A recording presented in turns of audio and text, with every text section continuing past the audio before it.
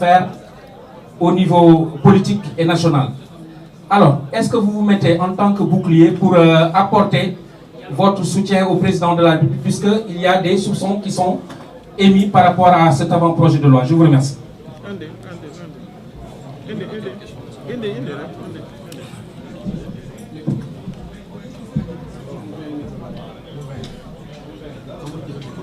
Oui, je pense que j'avais commencé par présenter quand même nos excuses aux journalistes. Je pensais qu'ils l'avaient tous accepté.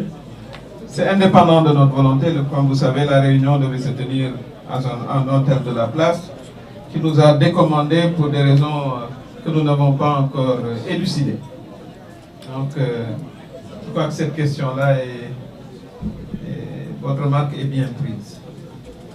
Je dois vous dire que nous sommes extrêmement fiers de la méthode Bassirou Diomaye Faye. Une méthode faite d'écoute, de recherche du consensus, parce que justement nos pays ont besoin de ces consensus. Nous avons eu des élections il n'y a pas longtemps.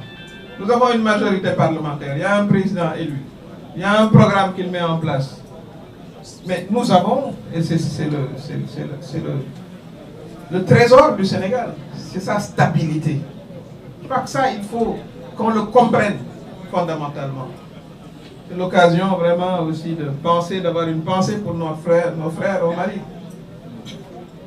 Le président reste dans la tradition sénégalaise. Je pense que Maître Tine l'a dit tout à l'heure. Les grands changements qui ont amené notre démocratie là où elle est.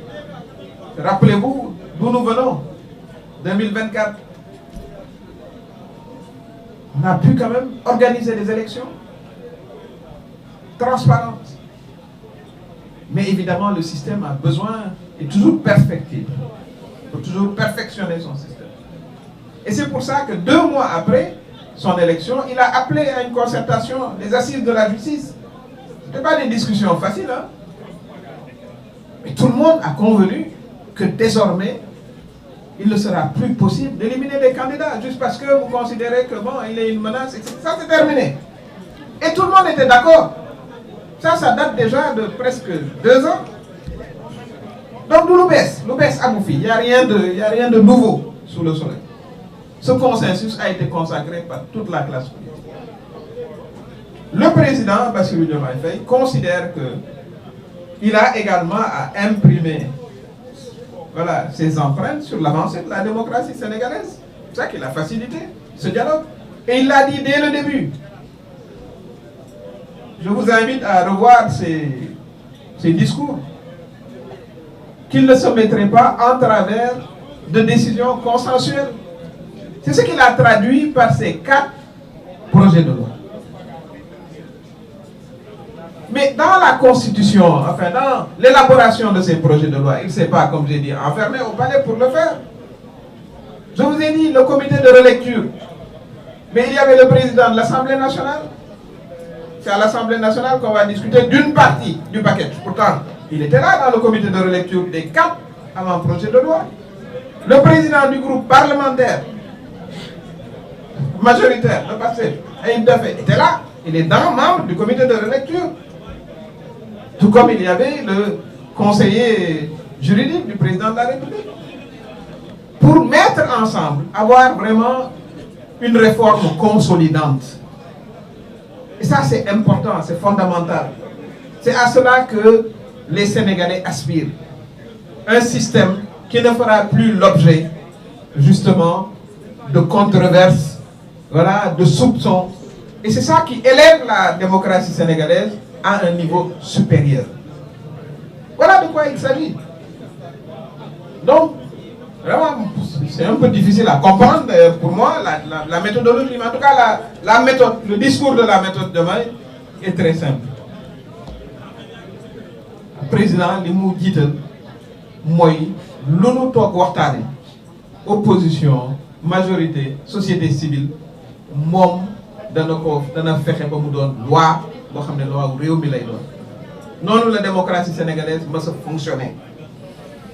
Kon bu fekkee ne dem nañ ba tollu foo xam ne fii am nañ comité boo xam ne lii nga xam ne wax naa ko sànq ci wàllu code électoral ci wàllu cour constitutionnel bi ñuy indi ci wàllu xoolaat parrainage bi ci wàllu fexe ba kenn dootuñu seppi kenn ci ay élection ndax vraiment dañoo war a bëgg a éliminer candidat loolu yëpp ñu toog waxtaane ko ba jubóo ba war koo bind président assemblée nationale bokk ca ba ñuy bind président groupe parlementaire bokk ca ba ñuy bind waaw kon kay li tubaab naan vraiment enfoncer une porte ouverte mënu ko weesu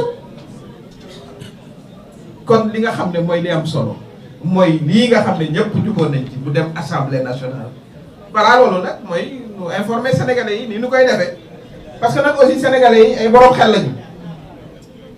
lañu ne leen lii mooy li nga xam ne moom la ñuy waxtaane boobu ba tey dafa laajoon temps nag da nga am ne la ne waaw mais dañ ne woon dans 3 mois mais booy def ay changements yoo xam ne day engagé sa démocratie réew da ngay jël temps président ay comité la teg ay experts ay borom xam-xam ñu xam politique ñu xam droit ñu xam tradition politique du Sénégal aussi ndax lu ñëpp juboo ba mu dem assemblée nationale mais loolu bu jogante jotee du am benn problème kon nañu des ci tradition boobu bu ko defee vraiment ñu avancé Sénégal yàlla dafa def xëy na bariwuñu 18 millions lañu boo xalaatee ne Nigéria 200 nangam millions lañu waaye suñu tur fa mu egg suñu démocratie bi bokk na ca la ko fa yeggale kon ngàlla nañuy fexe ba teg de côté xam nga petite attitude politicienne bi ak yu ni mel ma yoonu comprendre sax d'ailleurs ñu li xale yi naan focus ci li nga xam ne mooy li ëpp solo mooy ces avancées démocratiques là voilà comment nous voyons la question. merci. waaw lu ma ci yokk moom mooy ginnaaw comme nu mu ko waxee sànq Sénégal fii suñu démocratie dafa am lu ko mooñ maanaam lépp li nga xam ne moom la ñu en tout cas dëgmal ci langue politique bi depuis 1992 yóbbuñu ci code consensuel bu 93 bi ñu koy woowee code Kéba Mbaye loolu moom mooy dañ koy teg ci penc mi ñu pencoo ko bañ ci xeeb kenn ñu waxtaan parce que dañu jàpp ni système politique démocratie yëfu ñëpp la yëfu ñëpp yëfu ku ne ngi ci quelque part kenn warta xeeb kenn coow li rek lu ko waral nag wax na ko dañoo toog jam ñaajo benn at ñaari at ñu teg ay lëlu ba càmbar ba tënk dëxëñ li nga xam ne moom la ñuy dëxëñ ñu méngoo ci ñun Sénégal yëpp muy force vive yi parti politique société civile dugal ko ci këyit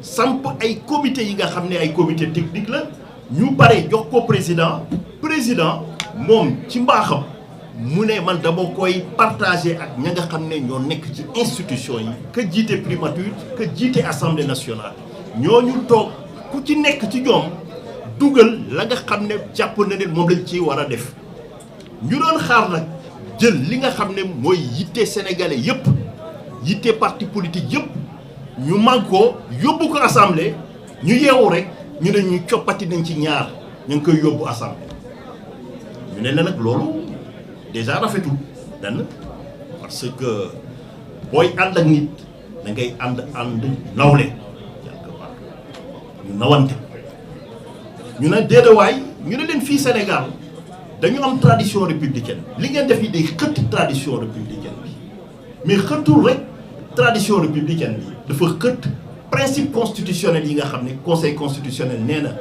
diisoo boobu nga xam ne tàmm nañ ko di ko def fii dafa am valeur constitutionnelle quelque part dañ ko war a sàmm saa su nekk beneen bi moom mooy wax na ko ci laay jeexalee mooy coppite yi nga xam ne war nañ ko indi coow yi am fii Sénégal yépp mbirum élection la te ci élection ba ngay juddoo souvent ci décision bu conseil constitutionnel wala laataa ñoo dem conseil constitutionnel léegi yàlla def ñu mànkoo déggoo ba ne ñun dañuy yaatal mbir mi jóge conseil yóbbu ko cour constitutionnel conseil constitutionnel nit ñi duñu fa plaider dañuy yónni ay requêtes rek des fois même juge mën nañ bañ a comprendre ñu ne léegi cour lay doon da ngay taxaw plaider même loolu ñu jox ko ay compétences ci mbirum àq ak yelleefu doomu aadama leneen bu ñu la tooñee ñu exproprier ñu nangu sa dëkkuwaay ak yooyu peut-être war nga dem xool parce que ñoom ñooy garant bi ñu am loolu yëpp tey ñu ne CENI maanaam dootuñu am benn Sénat mais commission ba nga xam ne day moom boppam ñu tënk loolu yëpp tey ñu ne déedéet dañ ko fiy teg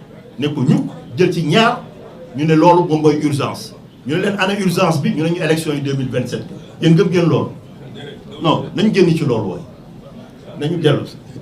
Merci, merci. Merci. S'il y a d'autres questions, vous connaissez les journalistes.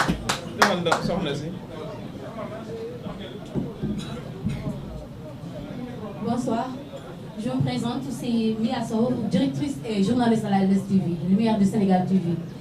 En fait, Madame Anna Touré, merci pour cette conférence de presse au regard des attentes fortes des Sénégalais.